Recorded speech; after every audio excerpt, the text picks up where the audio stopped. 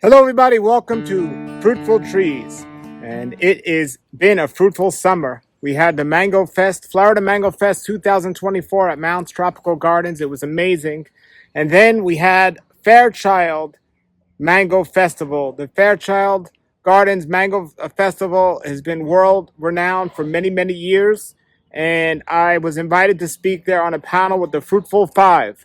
Julie and Laura from Laura Farms, my friend Bobby, who's growing durians in a greenhouse in Florida, and my friend Tom from guacfarm.com, Sleepy Lizard Avocado Farm.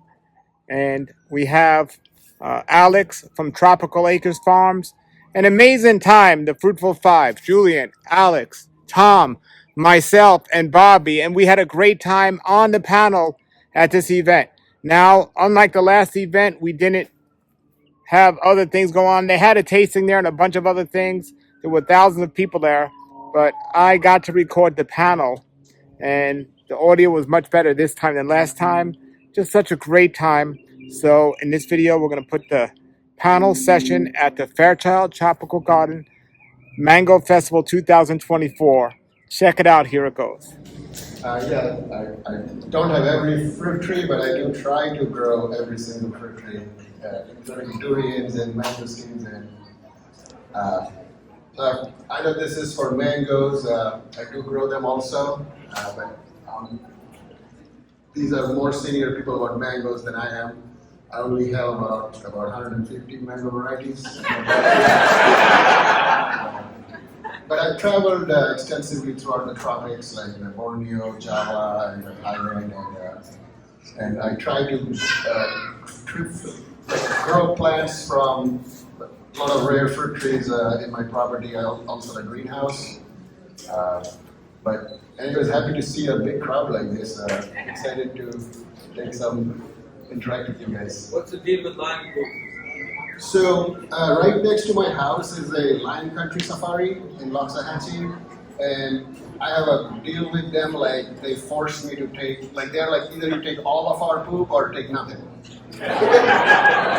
So they kind of dump all the things in like 1 acre of my property is dedicated to storing a pile of crap in the front.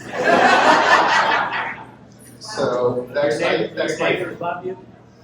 Luckily they do, but probably not because of that. Thank you, Bobby. Hello, everybody. I'm Alexander Salazar. I own Tropical Acres Farms in the city of West Palm Beach, north of here. We grow about 330 varieties of mangoes at our farm. We're very proud of that collection.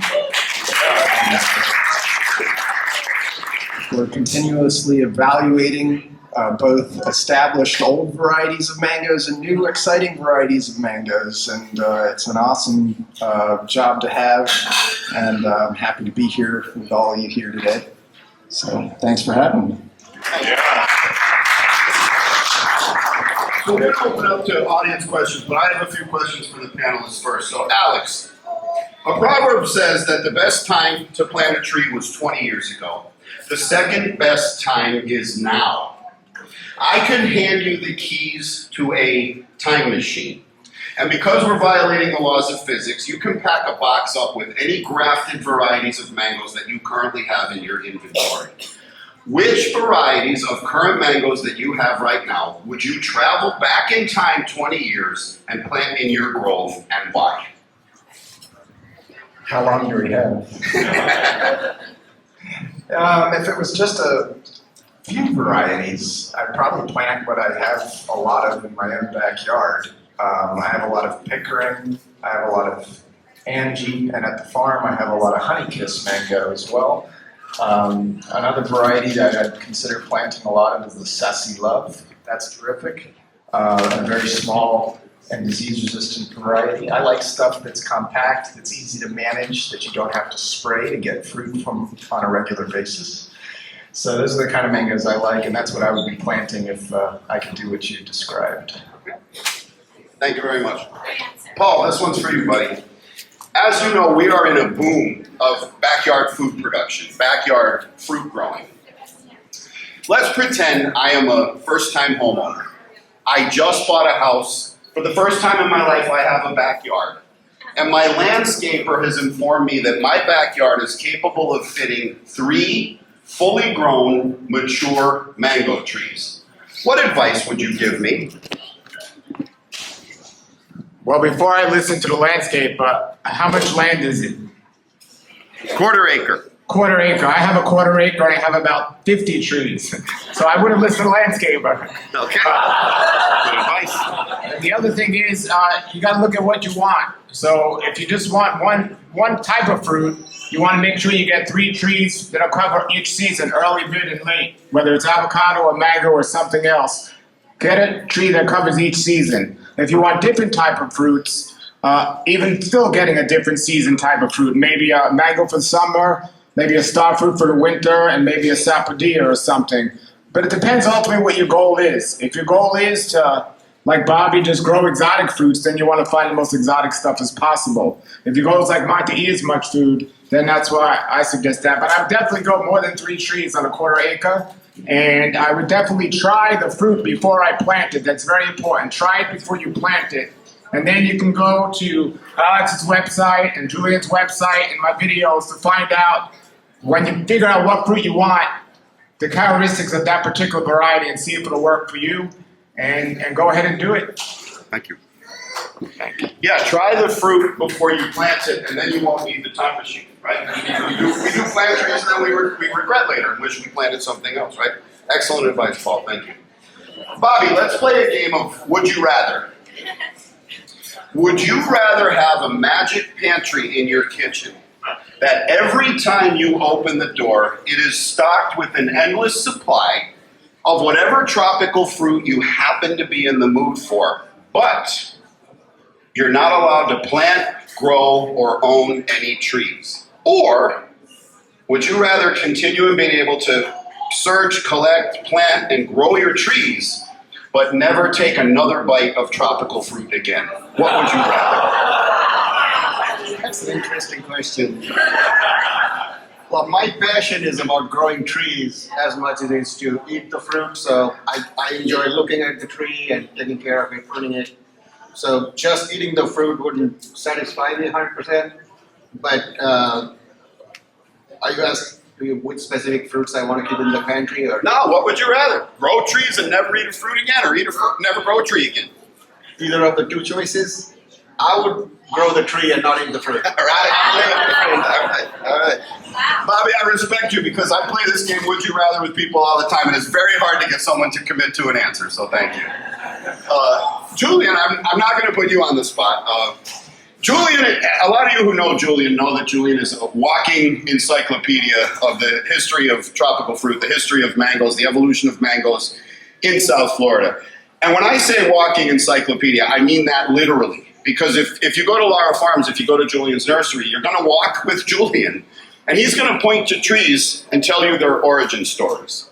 And not only does Julian know the origin stories, but Julian has been there. Julian is the origin of a lot of different tropical fruits that many of you are growing in your backyards and that you eat. You may not even know that him and his dad are the ones that came up with those varieties. Julian, when selecting a new variety, when seedling hunting, we judge the viability of a fruit based on eating quality, vigor, disease resistance, production, and consistency. If I could give you the keys to a magic laboratory where you could combine 5 mangoes to make 1 super mango, which 5 would you combine for their vigor, consistency, dependability, eating quality, and disease resistance? Okay. Okay, let's see. For disease resistance, I think I would choose the genetics of, let's say, Glen. Because Glen is and Maha Chinook. Maha Chinook is very disease resistant. Even where I'm at, because where I'm at is probably like 15 to 20 miles west of here. And here, this area east of US 1 is one of the best locations for growing mangoes. It's like being on an island in the Caribbean. You're close to the ocean, you got the island breeze, the ocean breeze, and you're blowing away all the spores from the fungus. away west to me. So here you got clean, beautiful mangoes in this area, east of US 1, east of 95, east of the Palmetto. That's what I call the honey zone for mangoes and for anonas. So if you like, sugar apple and guanabana, is a beautiful, perfect setting for growing these tropical fruit. So for me, I would choose the disease resistance of Maha Chinook, because that one never disappoints. That one makes fruit every single year. Even this year, when we had a very bad case of powdery mildew hit South Florida.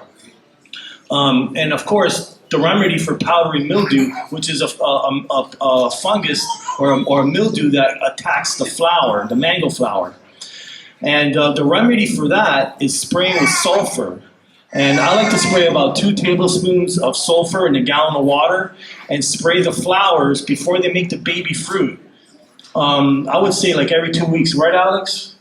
About every 2 weeks? That good? Yeah, some people say once a month, which I guess is fine, but if you're really serious, I would do it every 2 weeks just to prevent powdery mildew, because if you don't have no mango flowers, you're not going to have any mango fruit. So Maha Chinook is pretty good. Because my sprayer broke, unfortunately. How much sulfur? 2 tablespoons per gallon of water. And out of all the mangoes, the ones that produced the best was Maha Chinook. It was definitely one of them. And as far as eating quality, it would have the eating quality of a Gary mango. Because Gary mango, named after Gary Zill, the mango guru, which I consider him the mango guru. He's the guy who came up with a whole bunch of these unique flavored mangoes that taste like coconut. You have another one that tastes like lemon zest. You got another one that tastes like guava. You have another one that tastes like peaches.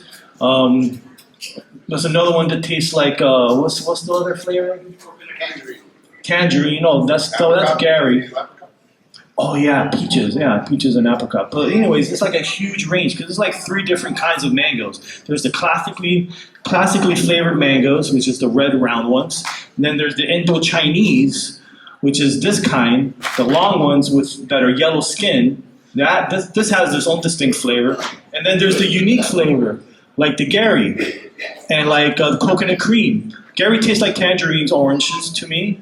Orange sherbet tastes like oranges. Coconut cream tastes like coconut cream. Lemon meringue, which is called, the real name is Poo Pie Kalai, but they had to change the name because who wants to eat a poo pie? But definitely the disease resistance of a Maha Chinook, the flavor of a Gary, and the production of a Glen. Okay. All right. So we got the Gary Maha Chinook combo. Now it's y'all's turn. So a few people told me they had some questions. We got a quick one here. Maybe Alex, you could help us out with this one. A simple identification of a mango variety from a picture. Might work, might not work. Come on over, Alex. See if you could tell them what that is. Come on up here. So a neighbor of mine gave me this mango and just need to identify it. It's pretty hefty. Maybe 3 pounds or so. It's a Valencia Cargo. Slam dunk. You get Valencia pride for that.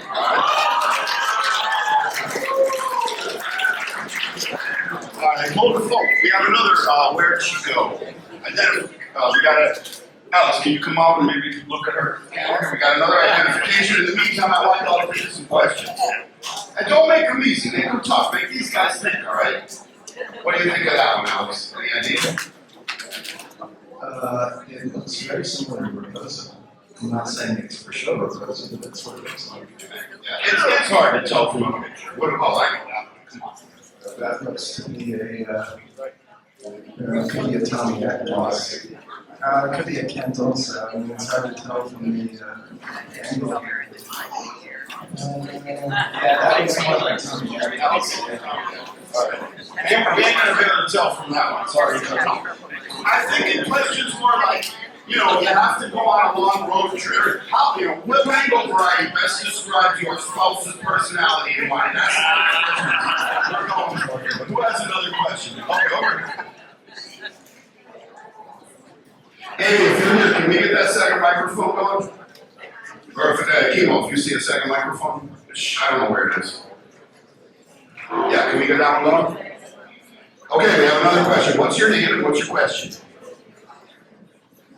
Paul. Yeah. Okay, Paul, we got a question coming your way, Paul. Hi, everybody. My name is Victoria. I'm from St. Paul, Massachusetts. I have a question for Paul because he said he's vegan and he grew mangoes because he wants to eat them. So I'd like to know what inspired you to become vegan, and for people like myself that's interested in learning about more vegan, what tips or advice do you give us? I have a YouTube channel with thousands of videos on there to help you to understand how to make the transition to a vegan diet. Basically, when I was 19 years old, I was diagnosed with inflammatory bowel disease, and the doctors kept telling me that there's no cure, and if it keeps getting worse, I'm gonna have to possibly one day get colon cancer. But don't worry, there's a cure for colon cancer. I said, there's no cure for colitis, there's a cure for colon cancer. She said, yeah, if we cut out your colon, you can't get colon cancer. I didn't like that answer. So I went to a place in West Palm Beach, Florida called the Hippocrates Health Institute, where they teach how to live on a raw food vegan diet. I went there against my doctor's advice, and I got completely better. So I decided I'm gonna stick with this diet because it works. Wow. I have a follow-up question. If you're at a party and one of the people at that party is a vegan, how do you know which one is the vegan? Don't worry, he'll tell you. Usually it's me and him fighting for the one mango at the party. What's your name and what's your question? Hi, my name is Tanya, and my question is for Bobby. It's a two-part question. One's going to be the half silly question, and one's a more serious question. So, if you could not use the lion poop as a fertilizer, what kind of animal poop would you prefer? And my second question is, I'm curious as to why some of the mangoes don't produce mangoes some years, and other years they produce a lot, and what we can do to make that different. Thank you. Okay. So the first question is like what kind of food to use. Mangoes do not use manure on mangoes. They don't like a lot of nitrogen. It's not a great idea to use manure. But when you plant them initially, you could use a little manure to bring them up to speed to a certain height faster. But if you use manure, use a lot of mulch, because the mulch will use some of that nitrogen to break down, and then later on release all the other nutrients. So manure is great to break down mulches and not push so much nitrogen into the tree. The mulch will use it up, and then that mulch can be used in the beginning phase, and then later on you could cut the nitrogen completely. Mangoes really need potassium and calcium and a few trace minerals. Nitrogen is not needed at all to produce fruits. So which animal poop would you use? It doesn't really matter. The herbivore animal poop is going to be more softer, like your cow and horse manure and goat manure. You could apply those. I wouldn't apply those to mangoes, but other trees like jackfruit and breadfruit, those you could apply it on the top. If it's chicken or anything else, you want to do it less or What about a composting. nice elephant? I'm sure that should be similar like a cow, or I've even used rhino manure that I've seen those delivered to my place. But maybe some of them. What was the other question? The what mangoes produce inconsistently? So that has a lot to do with the disease part also.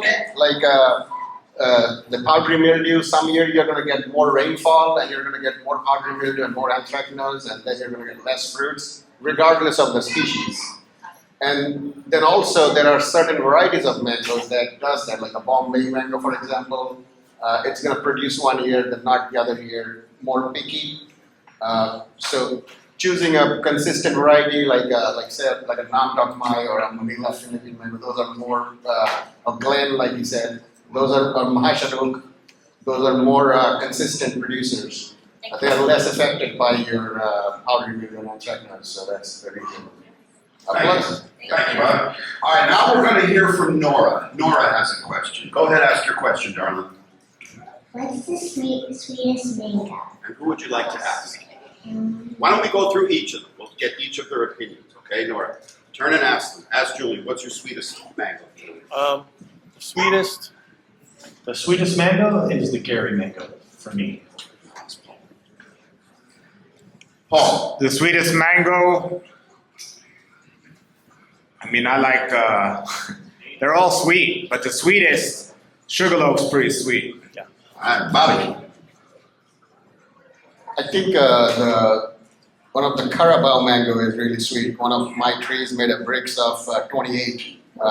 But again, it depends on a lot of factors, right? More sunlight, more micronutrient. More And what did you say? It has a what of 28? bricks. Okay, so I'm going to ask Nora to explain to us all. Nora, what is a bricks of 28? What does that mean? I'm only kidding. Bobby, tell them what that means. So bricks is basically same thing as a percentage of sugar dissolved in the liquid. So just like you measure your aquarium saltwater tank with a refractometer, the juice is also measured with a refractometer that tells you how much. The more the sugar, the more different at an angle the light passes through it. So it's the same concept as a saltwater measuring system, but it basically tells you what percentage of sugar is dissolved in the juice. All right, and Alex, what would you say the sweetest mango is? The sweetest mango. Well, the sweetest mango I've ever had was an individual orange sherbet. So Okay. that's my answer. Okay, all right. You're all wrong. The answer is Mahad Chinook. At least you didn't say Valencia. Did you have a question? Oh wait, no wait, you're next. I got someone on deck. All right. What's your name and what's your question? Janet. Janet. I'm looking for somebody to do pruning in South Florida.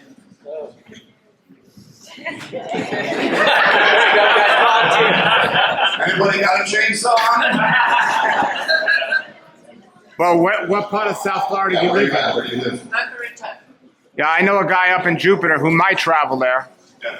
Let's okay. So Yeah. get with Paul after. Yeah, I know a guy in Jupiter who might travel there. Great, thank you. Yeah. Okay, we have one. We'll come to you next. Not only does he prune, but he knows what he's doing. That's important. We have a question right here. What's your name and what's your question? Terry Lynch, Julian hit on it a little bit, but I would like to know individual opinions on why the mango output was so little this year. Okay. Great question. Whoever has the mic, go first. Go ahead, Julie. Well, honestly, because of the powdery mildew infestation. It's cyclical. We believe it's cyclical. And that last year, obviously, we had a bumper crop. I guess because powdery mildew wasn't as present as it was this year. And they like dry conditions, and it was very dry early in the year. It hardly rained, if anybody didn't remember. I mean, it's raining now. But early in the year when there was flowering, the conditions for powdery mildew were optimal. And if you weren't spraying with sulfur, then you would have gotten hit hard by powdery mildew. So that's the reason why we didn't get any mangoes this year in this area. Anyone else want to chime in on that one? Go ahead, Alex. So there was multiple factors at play. Julian touched on the powdery mildew issue, which was the worst that it had been in quite a while.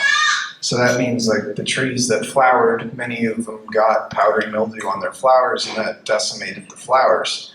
But it wasn't the only problem. So for one thing, we have very mild winters in South Florida, and a lot of the subtropical mangoes require some cold weather to flower well.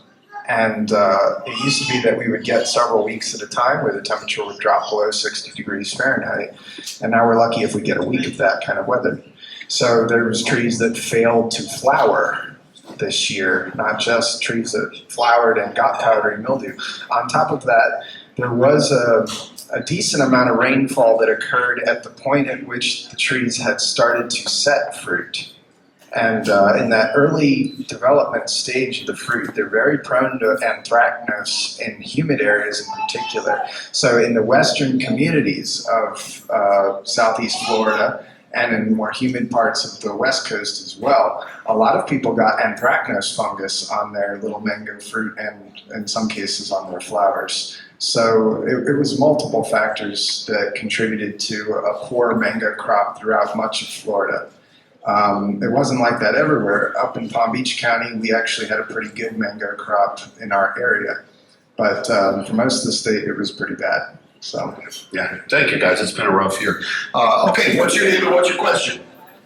Louis, my question is with what you were referring to earlier, that the winds are needed pretty much everything east of 95 or east of the turnpike, with all the high rises are going on, wouldn't that be contributing to something blocking the wind that might contribute to more of what you told me, fungus and everything like that, damage plants by any chance? Yeah, I follow what you're saying. See, anthracnose is the fungus that attacks mango. And basically they start out as spores, which are floating in the air. And when it rains, they stick to wherever they fall on. So if they randomly touch a mango fruit and that mango fruit is wet, they cling on and hatch and start to develop and start eating away on the skin. Now, will the high rises affect the flow of the spores? I mean, I guess there is some blockage out there with the high rises, but I don't think it's going to impede it from reaching the mangoes west of the high rises, if that's what you're worried about. I think it'll make it through somehow, and it always does. But the coastal areas are very breezy, you know, and they'll creep their way between the buildings and make it past where they need to go eventually. And that always happens every year. All right, thank you, Julian. Megan. Hi, my name is Megan and my question is for Alex. I'm just wondering, we live on the west coast of Florida, and so I'm wondering which mango would be more beneficial to stay away from in terms of being prone to diseases. We just want to make sure that we plant our mango grove with the trees that are going to be less disease prone, more disease resistant, and things like that. Thank you. Thank you. Okay, so the question was, which ones would you want to stay away from in a humid area or more disease-prone area? I would stay away from a number of older varieties that are kind of disease-prone, such as Hayden or Kent, and even some newer varieties that happen to taste really good but are somewhat fungus-prone, such as Pina Colada or Pineapple Pleasure. These are newer hybrids developed in the last couple of decades that taste incredible and do actually reasonably well for us near the ocean, but when you take them into a humid area, they get a lot of anthracnose, and they also get powdery mildew too. What else would I stay away from? Dot, which is an old variety that I happen to love a lot, but and it's one of the best mangoes I grow, but it's not a good candidate for that kind of area. I'd stay away from Carry, which is a common one that you'll find in the nursery trade. So those are a few. I could go on, but those are a couple varieties that I would definitely stay away from if you're in a humid area. All right, thank you. What's your name and what's your question? Sonia, and we grew this mango when we ate it, and it has all of this disease leaves. I'm not too sure what they are, and I was wondering if you can use something other than sulfur that you recommend. Okay, so you're saying it's a seed-grown tree, not a grafted tree. It is bearing fruit. Yep. It hasn't borne fruit yet, and the leaves look a little crunchy and nasty. 6-7 What would years old. Julian suggest? Yeah, spray with copper side. That looks like anthracnose fungus. Yeah, copper is a fungicide. You can find that at Home Depot. Just go to Home Depot and say, hey, I need to buy some copper for my mangoes, and they should know what you're talking about. That's basically 2 tablespoons in a gallon of water. And buy yourself a little pump spray and spray at least once a month to prevent your mango leaf from looking like that. Okay. Thank you, Julian. Hi, my name is Esmeralda. I have a huge mango tree in my house. It was buried before I bought the house. I think it's like 50 years. It's like 6 stories tall. It's crazy. Amazing mangoes. I've been told they're as sweet as the ones from Cuba. I don't know. And this year they flowered beautifully, and then everything died. Now I'm wondering if the chemtrails and everything else is going on. Hypocrisy. I love that face. I know someone that was treated there. Amazing. And the same way that we're being poisoned for the food, also, everything that's in the air is falling to the ground. It's also affecting all of our trees and humans also. Everyone. That's the question. So, okay. Flowered and then they died. I think, it's a similar question to what was asked earlier that Julian and Alex answered, and I I feel like, I mean, last year we had an awesome, amazing crop. And this year we didn't. And these guys gave some good reasons why. I feel like there was the same amount of air travel and airplane stuff in there last year as this year. So the factors were probably more what these guys It's also a discussed. case of male blooms as well, right? Yeah. Usually the first flowering burst is male flowers, right? Okay, so something that I should have mentioned earlier, there was a case with a lot of varieties that have a tendency to produce excessive amounts of male flowers, which bloomed this year, and you would think you were going to get fruit from your trees, and the flowers open up, and then they just dry up and die. Sometimes that's from powdery mildew or anthracnose or fungus, but sometimes it's just they were all staminate flowers and they cannot set fruit. Mangoes will only set fruit off of what we call female flowers, but are really hermaphroditic flowers. They have both parts. Those flowers will make fruit. They have an ovary, but the males can't. They only have a stamen. So How do you have females for that? you can't. That's up to Mother Nature. That's genetic. All right, we have a question here. Hi everybody, my name's Jonathan. I think most people here would say that the best mango they've had is the tree in their backyard. And so I'm curious if any of you guys could describe the process of grafting a tree, and if it's feasible for somebody to do, like, somebody has a tree in their backyard, or if it's something a little bit more on the commercial element of things, whoever has done it before. Yeah, let me touch on that one real quick, and then I'll turn it over to the guys who know what they're doing with grafting. But because of my YouTube channel, I get a lot of people reach out to me. They, can you help me graft a tree, etc. And I had a visitor come recently. He traded me 5 chickens to graft his grandpa's tree onto some little seedlings because he's moving. And his grandpa's tree is in his backyard. He grew up eating that tree. He can't dig up the tree because it's 30 years old. So I told him what to look for, and I told him to cut some extra big cuttings.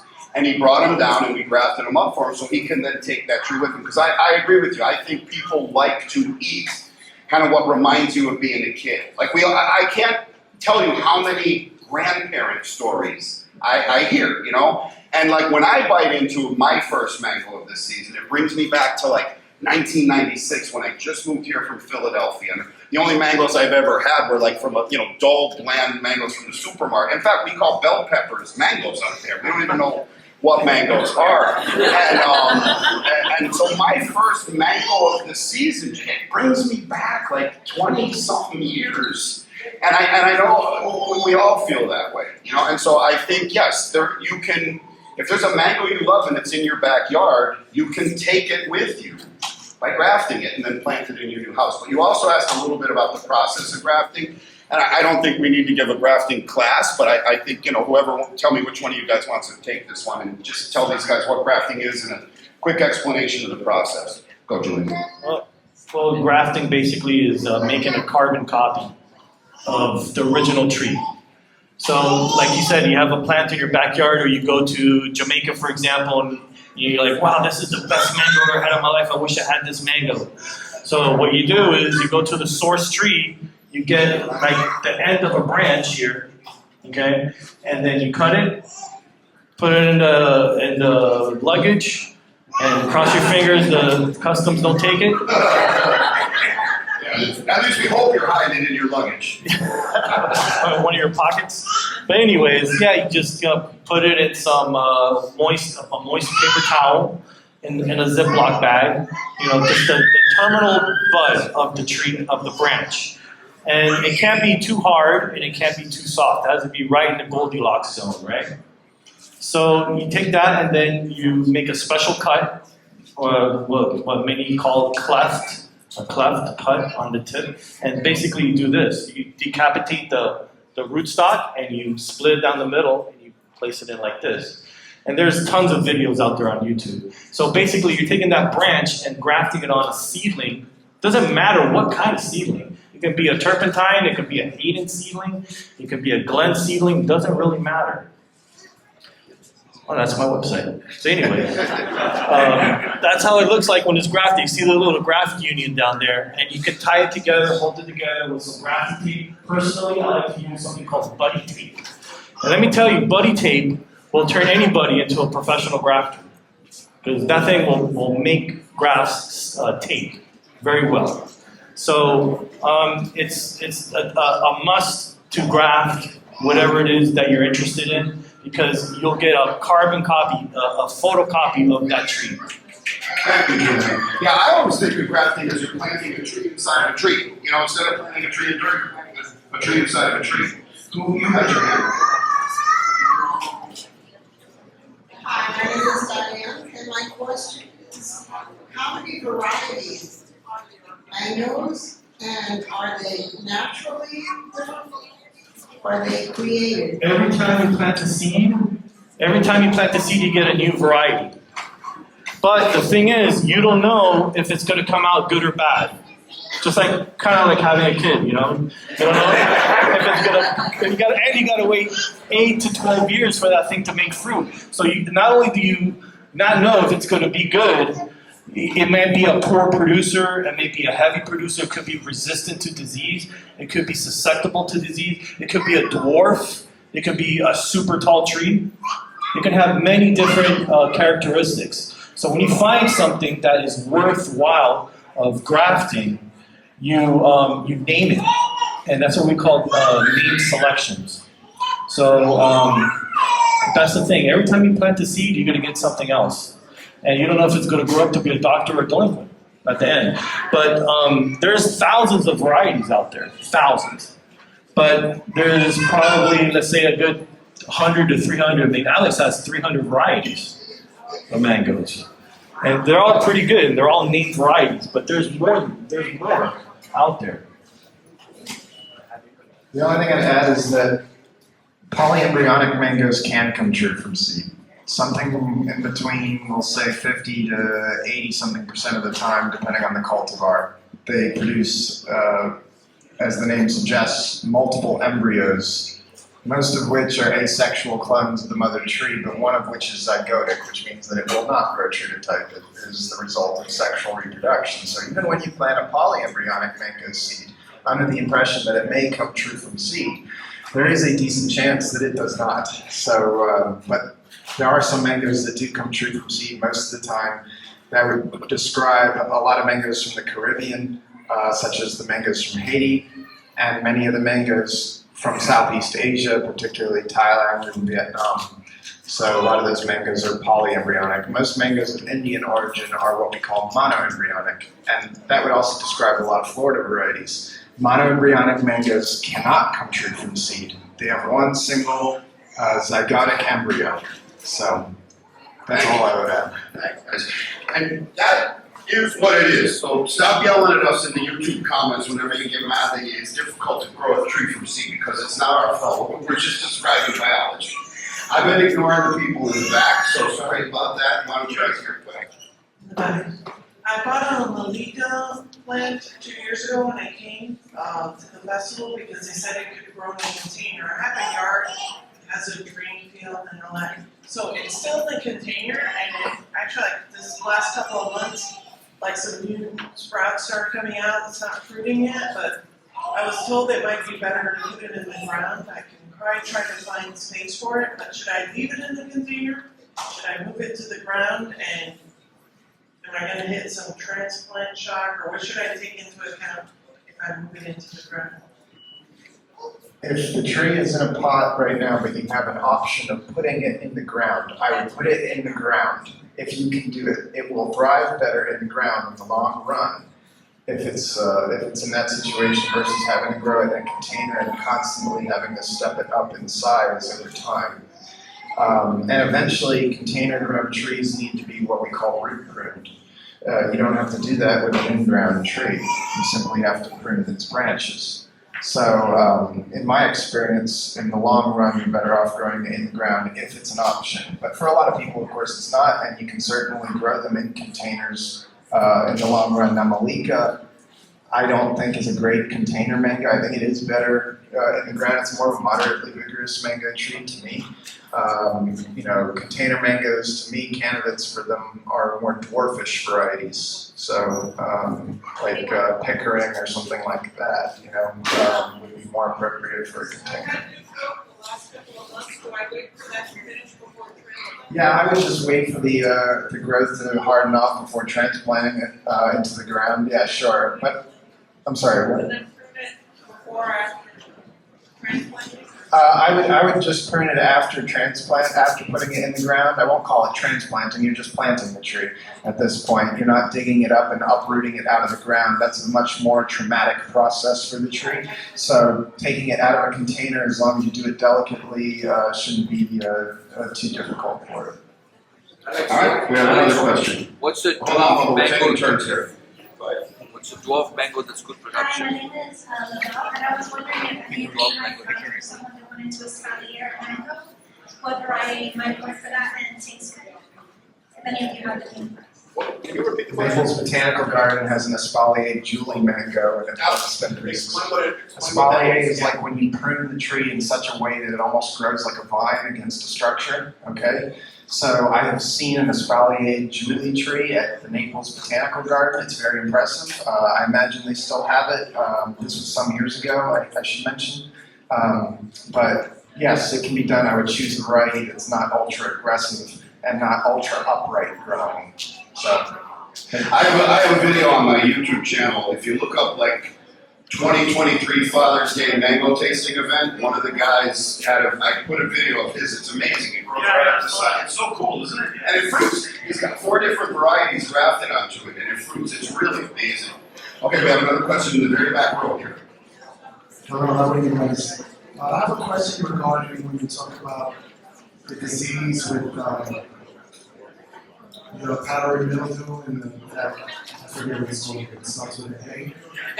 Okay, so if you're spraying copper and sulfur, what are the more organic ways for people who don't want to be in that environment?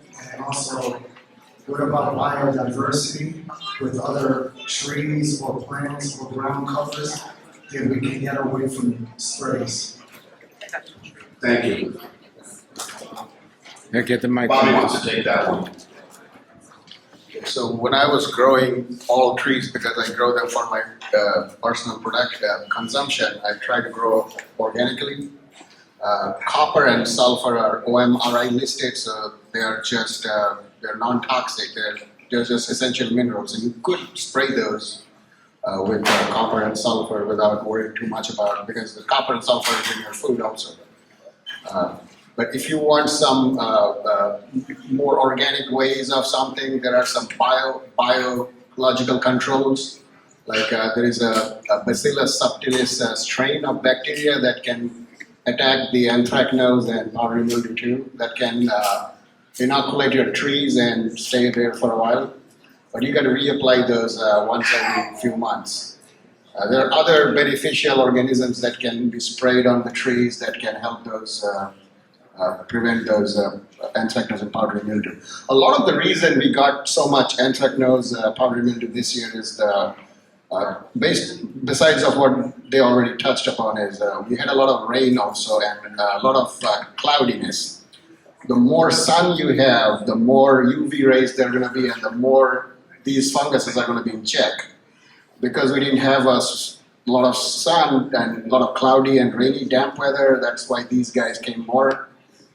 Also, a tree that is fed with all the micronutrients is going to be more resistant to all the powdery mildew and anthracnose. For example, like last year it fruited a lot, which drained out all the minerals from the tree and left nothing for this year to fruit. So periodic application of trace minerals is also important, not for fruit production, but also for disease resistance. Thank you, Bobby. You know, one suggestion I have too is try to pick varieties that are disease resistant to begin with. Also, And keep it up and make it, maybe like Bobby said, spraying with trace minerals and trace elements on mangoes is a good idea too. I mean, even though mangoes really don't need fertilizer, they're very efficient at finding nutrition on their own, especially when it comes to nitrogen, and most fertilizers come with nitrogen. But maybe spraying the mango tree with something like Keyplex. I don't know if you guys ever heard of Keyplex, but it's a micronutrient fertilizer that's used mostly for foliar spraying. And it's good to do that because if the immune system of the tree is strong, then it'll be more resistant to fungus. Thank you. You want a follow-up question on that, real quick? What's a follow-up question here? How do you spell keeplex? Same way you say it, the word key and the word plex. Like K-E-Y-P-L-E-X. And is there much of a REI on the sulfur that is sprayed, do you know? Like return on entry interval? On the sulfur? Correct. On the return on what? The REI, it's like on the back of the package saying like you're supposed to leave the area for like a certain amount of time. It's very brief with sulfur. It's not like most pesticides and some fungicides where you're talking about multiple days or something like that. I believe it's like 24 hours or less. So it's not too bad. Thank you, Alex. All right, we got a question. I'm going to take one or two more now. While you're hearing these last couple questions, I want y'all to dig deep, look within yourselves, and ask yourself if you're ready to test your mango knowledge, because we're looking for 2 brave volunteers to go up against these guys in a contest. And by volunteer, I mean point to the person next to you, because you're all humble people. But if you're sitting next to someone who you think is very knowledgeable in identifying mango varieties, I'm going to ask you to point to that person in a second. But first, we're going to take 2 more questions. Hi, my name is Joel. So what is your favorite mango to grow on, like Miami Beach, on the beach? Well, on Miami Beach, you can pretty much pick any mango you want because they're going to be in the best location to grow. You're close to the ocean, a lot of breeze, so there's not a lot of time for spores to land on the fruit and land on the tree. So just about anything. You can get a dot mango grown in the beach, which is a hard one to grow where I'm at in the Redlands, and I'm really out west. So I would consider what you're growing, like consider what your goal is. If you have a small house, you want to get a smaller tree. If you have a house like I do with walk-by traffic, maybe get a mango that stays green. So it definitely helps. So you want to consider how much room you have. If you have a lot of room, get a big mango if you like that, but get a dwarf mango if you don't have a lot of room. So when Gary Zilton did his hybridization program a couple decades ago, he planted a lot of lemon meringue seedlings. Now because lemon meringue is polyembryonic, many of them came true to type. But he selected ones that had seedlings that had slight differences in aroma and in terms of their leaf shape and stuff like that. And he kept some of them. And one of the ones that he kept was later named the lemon zest. And it is a larger mango than the lemon meringue, and it is a later season mango than the lemon meringue, and I think maybe a little more robustly flavored than the lemon meringue, which is itself already an excellent mango. I'd call it, in terms of eating quality, an improvement on the lemon meringue. Unfortunately, lemon zest is really prone to a disease called bacterial black spot, but that's another discussion. But that's the main differences between them, is that lemon zest is larger, and it's a later, more of a mid to late season mango. Lemon meringue comes early for us, usually like a May, June mango. So lemon meringue is a polyembryonic? Yes, most of the time. So it's possible for it to make a mono Yeah, embryonic it'll make seeds that lack the segmentation that you'll find in typical polyembryonic mangoes, and sometimes it'll just produce one shoot.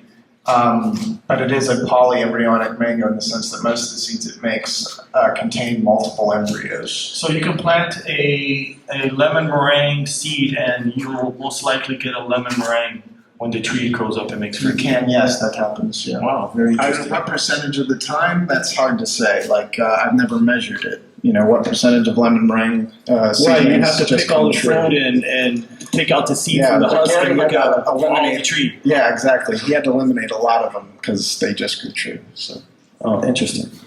You just watched 2 experts learning with each other. I mean, that's how deep our passion is, that we learn from each other. You earned yourself a mango buddy. People, set us up for our game. We're going to play a game called Name That Mango. All right, everybody, that was our amazing time we had at the Fairchild Tropical Gardens Festival. Just a wonderful event. and just had a blast speaking with the Fruitful Five, and it was just so great. I'm going to put all the links below to the Fruitful Five, and I hope you got some information from that helped you, just like the other panel we did at the Mango Florida Festival. Such great information, and that's why I do this, to help you learn and learn with you. All right. Thank you for subscribing, everybody. Put your comments below, and please share this video with others if you think that they'd be interested in it. Until then, everybody, have a great day and keep growing. For more educational videos about mangoes and other fruits and how to grow fruit trees, please look out the other videos on this channel, Fruitful Trees, and also subscribe if you like, and also share these videos with others. Thank you for watching. Have a great day and keep growing.